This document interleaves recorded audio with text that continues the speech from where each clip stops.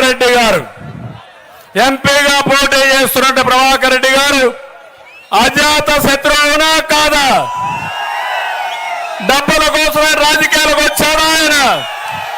కాదు. ప్రజలకు సేవ చేసి మంచి పేరు తెచ్చుకోవాలని ప్రభాకర్ రెడ్డి రాజకీయాల్లోకి వచ్చాడు. అవునా కాదా అని మిమ్మల్ని అడుగుతున్నా. అవునంటే చెయ్యి పైకెత్తండి. అలాంటి నిస్వార్థపరుడు ప్రభాకర్ రెడ్డి. ఏ పార్టీలో ఉంటే ఆ పార్టీకి గుర్తింపు తెచ్చే వ్యక్తి. అలాంటి వ్యక్తి మన పార్టీలోకి వచ్చాడంటే నేను గర్వపడ్డా, సంతోషపడ్డా. ఇలాంటి వ్యక్తులు పార్టీకి వచ్చి ప్రజాసేవ చేస్తే ప్రజలకు న్యాయం జరుగుతుందని నమ్మే వ్యక్తిని నేను. అలాంటి వ్యక్తి పార్టీలోకి వస్తానే గన్ షాట్ లో అర్థమైపోయింది. నెల్లూరు జిల్లా ఎంపీ మనది.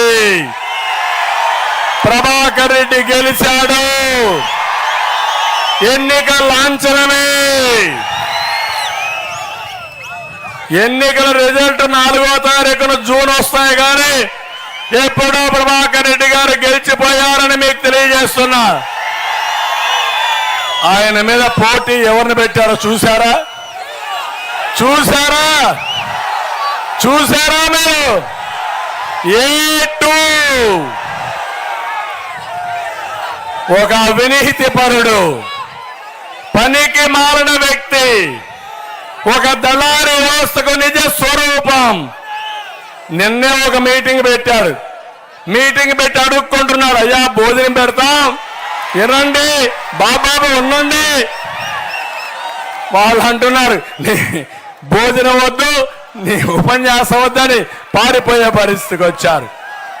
జగన్మోహన్ రెడ్డి, నీ ఎంపీ విశ్వసనీయత అది, మా ఎంపీ విశ్వసనీయత ఇది.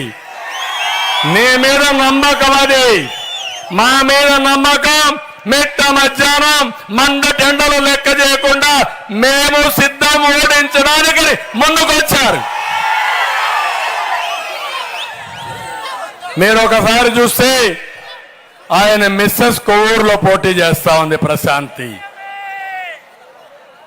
ఆ కుటుంబానికి ఒకటే ఆలోచన, రాజకీయాల ద్వారా ప్రజలకు సేవ చేయాలి, దగ్గర కావాలని.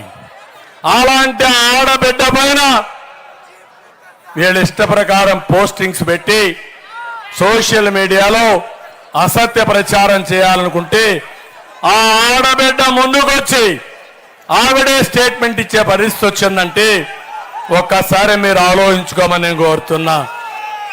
ఒక ఉన్మాదుల మారిగా తయారయ్యారు, అరాచక శక్తుల మారిగా తయారయ్యారు. ఎవరు రాజకీయాల్లోకి వస్తే వాళ్ళ రాజకీయాల్లో ఎక్కడికక్కడ బూతులు తిట్టడం, ఇష్టానుసారంగా మాట్లాడడం అన్నీ చేశారు. మొన్నటి వరకు ఒక ఆయన చూశారు మీరు, ఇక్కడ బుల్లెట్ తీస్తానన్నాడు నెల్లూరు జిల్లాలో ఒక ఆయన. ఇప్పుడు బుల్లెట్ దిగింది, ఒక తన్ను తన్నారు, ఎక్కడో నరసరావుపేటలో పడిపోయాడు. రేపు ఎల్లుండో మళ్ళా వాళ్ళు ఒక ఓటర్స్ అంతా ఒక తన్ను అంతే చెన్నైలో పడతాడు. అంటే ఒక పద్ధతి లేకుండా మాట్లాడుతున్నారు.